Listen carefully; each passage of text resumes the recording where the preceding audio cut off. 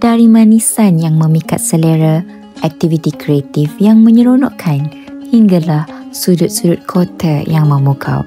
Saksikan sendiri perjalanan kami sepanjang hari ini.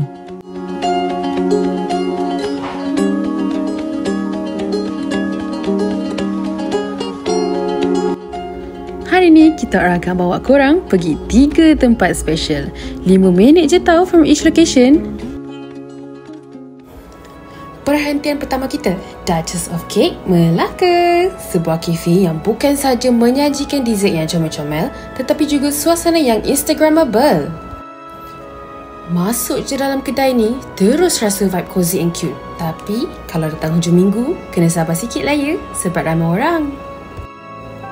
Dessert pula memang korang rambang mata nak pilih. Semuanya comel-comel. Total harga kami adalah RM95.40.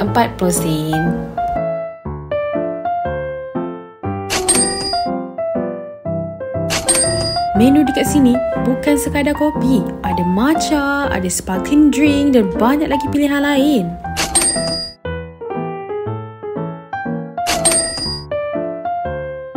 So, I punya air is sparkling rainbow lychee and Dina punya hazelnut latte. Walaupun tak minum kopi, kita try hari ni.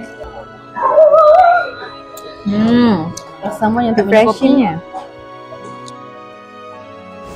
Momen macam ni lah yang buat perjalanan rasa sangat lengkap. Tawa, cerita dan nostalgia yang tak dapat dibeli.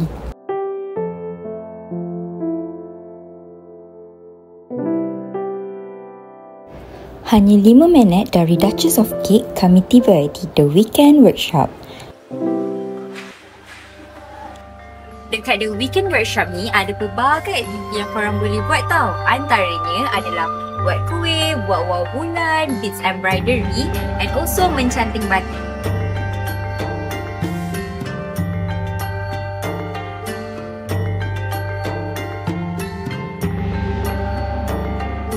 Tempat ni penuh dengan karya kreatif.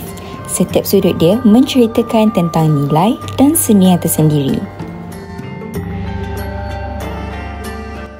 Korang jangan takut tau nak explore benda baru dekat sini. Sebab dekat sini akan ada staff yang guide. Macam kita orang pilih aktiviti deco cake.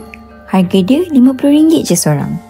Aisyah ni cair and then dia tak ada nozzle yang design yang untuk kita orang buat design kat tepi. Dia korang dah dapat terus kena buat. Kalau tak nak percaya. Sebab dia dah sejukkan, dah freezekan dulu. Bacon itu bagai tsunami. Sebab dah dapat bacon. Masya Allah. perjalanan dia sangatlah struggle. Tapi dah dapat bacon. Alhamdulillah. Nampak simple kan kita orang lukis-lukis atas kek? Tapi hakikatnya, agak mencabar. Tapi tak apa, kita orang tetap enjoy. Lepas siap deco kek, staff dekat situ offer kita orang untuk buat button badge for free. Aktiviti ni bukan sekadar kreativiti, tapi pengalaman yang meninggalkan kenangan manis. Lepas dah penat deco kek, kami plan nak pergi ke satu kafe yang menarik. So, lepas ni kita orang akan pergi 175 Gallery Cafe. Dari art wall yang penuh warna, pameran barang antik, sampailah sudut-sudut cantik untuk OOTD, semuanya ada vibe tersendiri tau. Walaupun kami tak lapar sangat, tengok menu terus terliur. Harga makanan pun berpatutan, tapi kualiti rasa memang tip-top.